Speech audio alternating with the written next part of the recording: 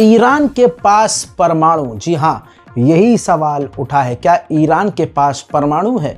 क्योंकि ईरान के top official ने आपके सामने बयान ये लगा रहा हूँ जिसमें वो साफ साफ कह रहे हैं कि हम यानी ईरान के पास परमाणु से बड़ा और परमाणु से बेहतर हथियार है। दोस्तों, इसके बाद पूरे इलाके में सनसनी मच चुकी है कि ईरान के पास ऐसा कौन सा हथियार है।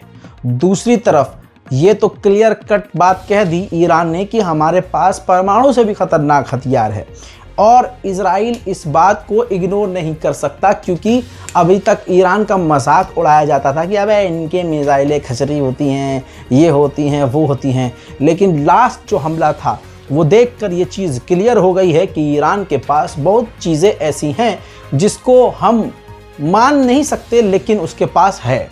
दूसरी तरफ ये आप देखिए, अगले कमांडर हैं, ऑफिशियल ईरान के, इन्होंने ऐसी बात कह दी है कि बड़ा बवंडर आ सकता है। इन्होंने कहा है कि इजराइल जो स्टेट, जो ऑक्यूपाइड स्टेट है, वो बहुत छोटा है, बहुत छोटा सा मुल्क है, और हम चाहें तो पूरे जियोनिस्ट को ख़त्म कर सकते हैं। यानी कि पूरे के पूरे यहूदियों को ख़त्म करने की बात ईरान के एक आला अफसर ने कर दी है। यानी अभी तक इस तरह की बात ईरान नहीं करता था, लेकिन ईरान के द्वारा ये बात अब कर दी गई है, जिसकी वजह से हालात और ख़राब हो सकते हैं। सरजमीन इश्गाल शुदे फिलिस्तीन की तवस्सुत सहीनिस्ता शुदे सरजमीन कोचिकी महसूब میشه از لحاظ جغرافی، ولی اون سرزمین کوچیکی است، اندازه یکی از استان‌های کوچیک ایران نیست. ما اگر اراده کنیم کل صهیونیست‌ها رو میتونیم از بین ببریم.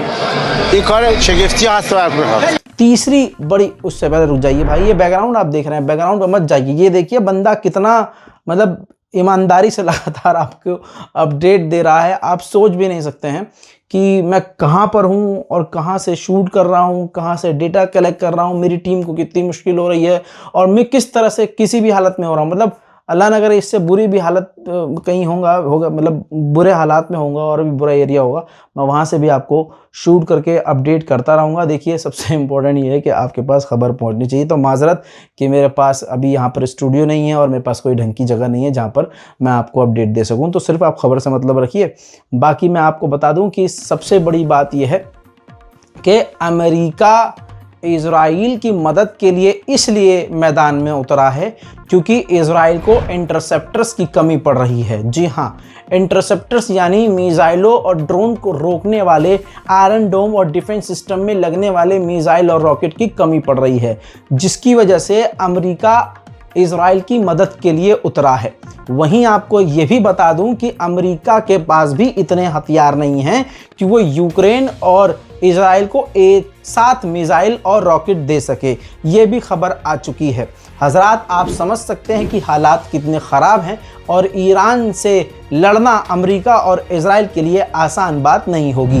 बैरूत में हसन नसरुल्लाह के साथ मारे गए IRGC के कमांडर का जब जनाजा इराक से होता हुआ तेहरान पहुंचा है, तो उसके अंदर पहली बार इस्माइल कानी, जिनके ऊपर गद्दारी और इजराइल का साथ देने का इल्ज़ाम लगा, पहली बार साफ सामने नज़र आए। अभी भी जो इंटरनल रिपोर्ट्स हैं वो ये कह रही हैं कि उनको नज़रबंद ही रखा गया है और वो प्रोटेक्शन में ही हैं। ये सिर्फ इसलिए सामने उनको लाया गया है ताकि ईरान के ख़िलाफ़ जो प्रोपेगेंडा है वो फेल हो सके। हजरात, अब ये आपके हाथ में है कि आप क्या सोचते हैं कि इस्माइल कानी ने यहूदियों का साथ दिया या वो सिर्फ प्रोपेगेंडा था। दोस्तों, आपके सामने प्रूफ ये है, देखिए।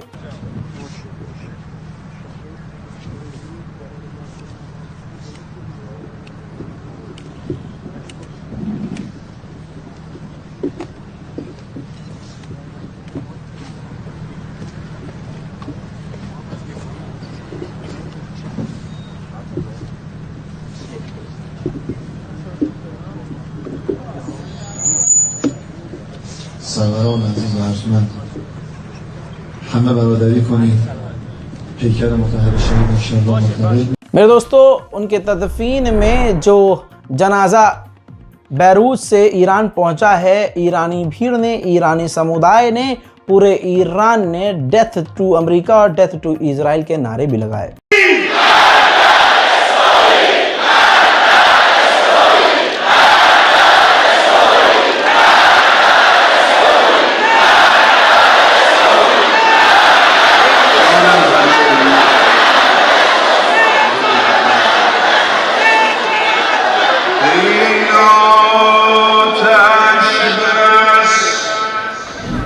हजरत मोहतरम, उधर ईरान फुल फॉर्म में आ चुका है। ईरान ने अमेरिका के तमाम युद्धपोत को धमकी दे दी है। ईरान ने कहा है कि हमारी रेंज में, अमेरिका के हमारे इलाके में जो युद्धपोत खड़े हुए हैं और हम पर नज़र रखे हुए हैं, वो सब अमेरिकी युद्धपोत हमारे निशाने पर है। अगर हमें भड़काने का कोई काम किया तो हम जवाबी कार्रवाई कर देंगे। उधर माइक्रोसॉफ्ट ने वार्निंग जारी की है कि ईरान ने गाजा की वजह से, गाजा के समर्थन में इजराइल के ऊपर सबसे ज़्यादा साइबर अटैक करना शुरू कर दिए हैं। लगातार बड़े अटैक इजराइल के ऊपर ईरान कर रहा है।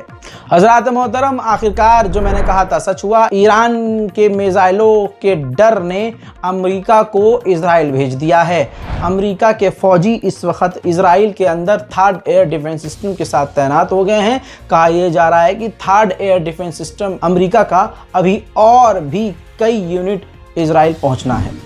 उधर deputy prime minister of Azerbaijan Iran पहुंचे और ईरान के विदेश मंत्री समेत ईरान के आला अधिकारियों से मुलाकात करके अपने हालिया जो रिश्ते खराब हुए हैं उस पर बातचीत करके मामलों को सुलझाने की कोशिश की है। उधर मेरे दोस्तों, कट्टरवादी नेता इजरायली बेंजीवीर ने कहा है कि हमारे पास मौका है कि हम सांप के ऊपर चढ़कर उसकी गर्दन, यानी ईरान की गर्दन ही काट दे। हमारे पास ये बेहतरीन मौका है और नेतन्याहू को ऐसा फैसला लेना चाहिए। उधर इजरायली डिफेंस मिनिस्टर ने फिर से बात बदली है और कहा है कि हमारा अटैक बहुत जल्द ईरान पर होने वाला है और हमारा जो हमला होगा काफ़ी डेडली और काफ़ी ख़तरनाक होगा। हम हमला करेंगे ईरान पर, लेकिन इसका इफ़ेक्ट दूसरी जगह भी देखने को मिलेगा। इजरायली मिनिस्टर ने यह भी कह दिया है कि दुनिया ने नॉर्थ कोरिया को नहीं रोका था तो वो ईरान को भी नहीं रोकेंगे। ये काबिलियत सिर्फ और सिर्फ इजराइल के पास है और हम ईरान के न्यूक्लियर साइट और परमाणुओं को तबाह कर सकते हैं। ये शक्ति हमारे पास मौजूद है। मेरे दोस्तों, स्पेन, ब्रिटेन, हंगरी और इसके अलावा कई सारे यूरोपियन देशों ने इजराइल को उड़ान भरने वाली तमाम एयरलाइंस को रद्द कर दिया है। अगले आने वाले कुछ घंटे खतरनाक भी साबित हो सकते हैं, ऐसा अनुमान लगाया जा रहा है। एक तरफ पूरी दुनिया है और एक तरफ अकेला ईरान है। हजरत मोहतरम, पूरे यूरोप और पूरी दुनिया ने ईरान की एयरलाइंस पर पाबंदी लगा दी है। अब ईरान की एक भी एयरलाइंस ऐसी नहीं है कि वो यूरोप के ऊपर से गुजर कर कहीं चली जाए। ईरान के ऊपर कड़े प्रतिबंध लगा दिए गए हैं।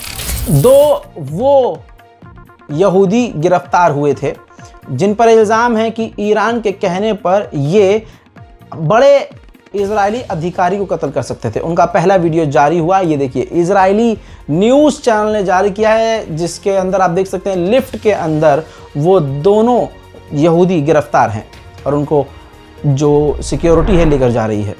नेतन्याहू के, यानी इजराइल के प्राइम मिनिस्टर के स्पोक पर्सन ने, ऑफिस के स्पोक पर्सन ने कहा है कि हम अमेरिका के ओपिनियन को ज़रूर सुनते हैं और उसकी बात को समझते हैं, लेकिन फाइनल फैसला अमेरिका का नहीं बल्कि हमारा होगा। ये फैसला इजराइल का होगा कि हमें क्या करना है। यानी एक तरह से इजराइल ने कह दिया है कि करेंगे तो हम अपनी, सुनेंगे सबकी, करेंगे अपनी। उधर इजराइल ब्रॉडकास्ट अथॉरिटी ने कहा है कि ये बात क्लियर है, हमारा गोल क्लियर है कि ईरान पर कहाँ हमला करना है, किस स्केल पर करना है, कब करना है, ये एक सवाल है। बस हमें ये देखना है कि अब हमला कब करेंगे, बाकी हमारी सारी तैयारियां पूरी हैं। इजराइल के पूर्व प्राइम मिनिस्टर लैपिड ने कहा है कि इजराइल को ईरान के ऑयल फैसिलिटी पर हमला कर देना चाहिए। नेतन्याहू तेल अवीव ऐसे खुफिया अड्डे पर पहुंचे, तेल अवीव में जो है, जहां पर ईरान पर हमले की प्लानिंग हो रही है। कहा जा रहा है ईरान पर हमला इजराइल कंफर्म करेगा। जो अपडेट ताज़ा तरीन आया है वो ये कि इजराइल के टारगेट पर वो फैक्ट्रीज हैं जहां पर, वो जगह हैं जहां पर ईरान की ड्रोन फैक्ट्री है। ड्रोन के साथ साथ वो रॉकेट बना रहा है, मिसाइल बना रहा है। ऐसी तमाम फैक्ट्री के ऊपर इजराइल स्ट्राइक करेगा और साथ ही जो ईरान की ऑफिशियल सरकारी बिल्डिंग्स हैं उन पर भी इजराइल बड़े हमले करेगा। हजरात, ईरान के शुश्तार ऑयल रिफाइनरी में अचानक से धमाके की आवाज़ आती है और आग लग जाती है। कहा जा रहा है कि यह अटैक है। अभी तो बात घूम रही है, अटैक है या कोई हादसा, वो बात अलग है, लेकिन बड़ी बात यह है कि इसमें लोगों के मारे जाने की खबर है।